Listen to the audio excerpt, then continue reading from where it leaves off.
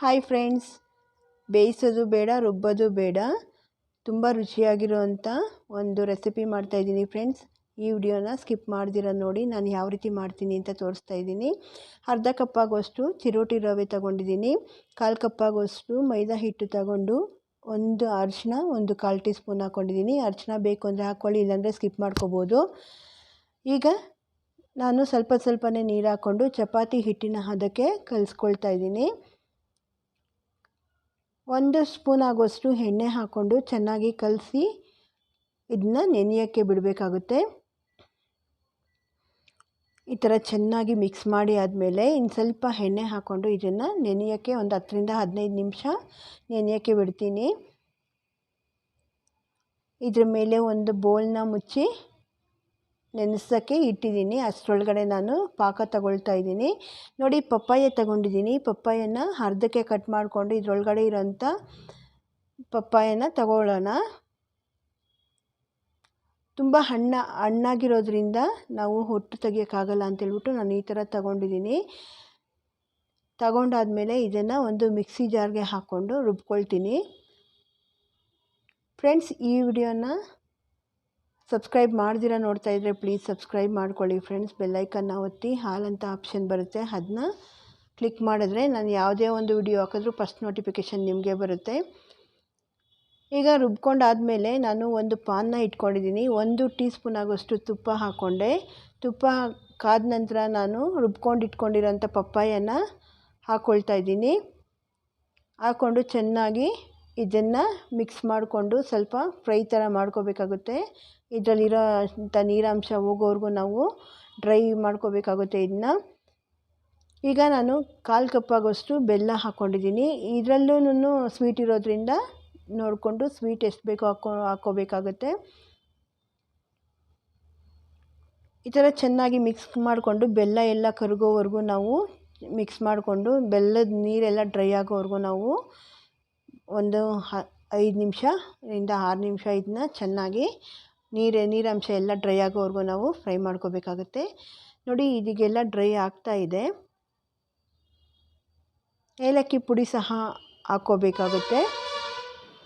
ನೋಡಿ, ಈಗ ಡ್ರೈ ಆಗಿರೋದಕ್ಕೆ ನಾನು ಒಂದು ಅರ್ಧ ಕಪ್ಪಾಗುವಷ್ಟು ಅಕ್ಕಿ ಹಿಟ್ಟನ್ನ ಹಾಕ್ಕೊಂಡಿದ್ದೀನಿ.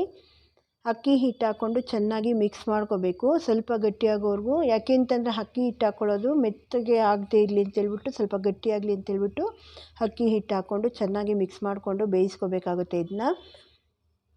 ನೋಡಿ, ಈಗ ಗಟ್ಟಿಯಾಗಿದೆ. ಇದನ್ನ ತಣ್ಣಗಾಗೋದಕ್ಕೆ ಬಿಡಬೇಕು. ನಾವು ಪಾನಲ್ಲೇ ಬಿಟ್ಟರೆ ಅದು ಬೇಗ ತಣ್ಣಗಾಗಲ್ಲ ಅಂತೇಳ್ಬಿಟ್ಟು ಒಂದು ಪ್ಲೇಟ್ಗೆ ಹಾಕ್ಕೊಳ್ತಾ ಇದ್ದೀನಿ. ಅದರಲ್ಲಿರೋಂಥ ನೀರಾಂಶ ಎಲ್ಲ ಹಾಕಿಟ್ಟು ಎಳ್ಕೊಂಡಿರೋದ್ರಿಂದ ಗಟ್ಟಿಯಾಗಿದೆ.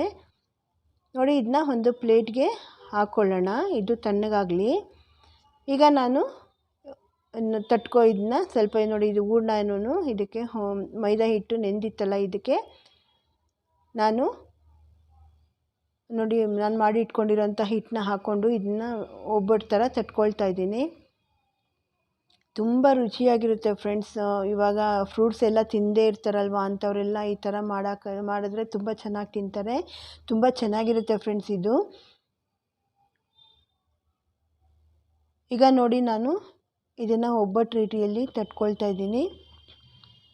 ನಮಗೇನು ಬಟರ್ ಫ್ರೂಟ್ ಪೇಪರೇ ಬೇಕು ಅನ್ನೋದೇನಿಲ್ಲ ಫ್ರೆಂಡ್ಸ್. ನೋಡಿ, ಈ ಥರ ಕವರ್ ಇದ್ದರೂ ಸಾಕು, ಚೆನ್ನಾಗಿ ಬರುತ್ತೆ. ನಾನಿನ್ನು ಅದ್ರ ಮೇಲೆ ಇನ್ನೊಂದು ಕವರ್ ಹಾಕ್ಕೊಂಡು ಚೆನ್ನಾಗಿ ನೀಟಾಗಿ ನೋಡಿ ಈ ಥರ ಎಳ್ಕೊಬೋದು, ಹೆಂಗೆ ಬೇಕೋ ಹಂಗೆ. 10 ರಿಂದ 15 ನಿಮಿಷ ಆದರೆ ಸಾಕು ಫ್ರೆಂಡ್ಸ್, ತುಂಬ ಚೆನ್ನಾಗಿ ಬರುತ್ತೆ. ನೋಡಿ, ಈಗ ಆಗಿದೆ. ಇದನ್ನ ನಾವು ಬೇಯಿಸ್ಕೊಳ್ಳೋಣ. ಹೆಂಚು ಬಿಸಿಯಾಗಿದೆ. ಎಷ್ಟು ಚೆನ್ನಾಗಿರುತ್ತೆ ಫ್ರೆಂಡ್ಸ್. ಎಲ್ಲರೂ ಇದು ಪೈನಾಪಲ್ದು ಮಾಡಿರ್ತಾರೆ. ಪಪ್ಪಾಯದಂತೂ ತುಂಬ ಚೆನ್ನಾಗಿರುತ್ತೆ ಫ್ರೆಂಡ್ಸ್. ಅದು ಹಣ್ಣಾಗಿರೋದ್ರಿಂದ ತುಂಬ ಟೇಸ್ಟಿಯಾಗಿರುತ್ತೆ. ಬೇಕಾದರೆ ಕಾಯಲ್ಲಿ ಸಹ ನಾವು ಮಾಡ್ಬೋದು.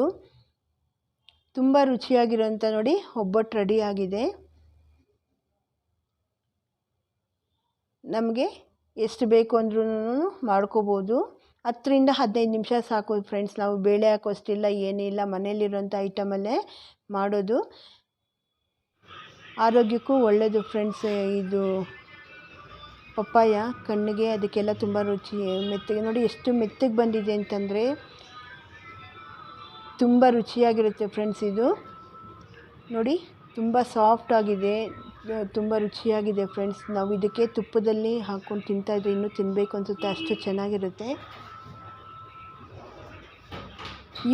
ಈ ವಿಡಿಯೋ ಇಷ್ಟ ಆದಲ್ಲಿ ಲೈಕ್ ಮಾಡಿ, ಶೇರ್ ಮಾಡಿ, ಕಮೆಂಟ್ ಮಾಡಿ ಫ್ರೆಂಡ್ಸ್. ಹೊಸಬರಾದರೆ ಸಬ್ಸ್ಕ್ರೈಬ್ ಮಾಡೋಣ ಮರಿಬೇಡಿ. Thank you friends.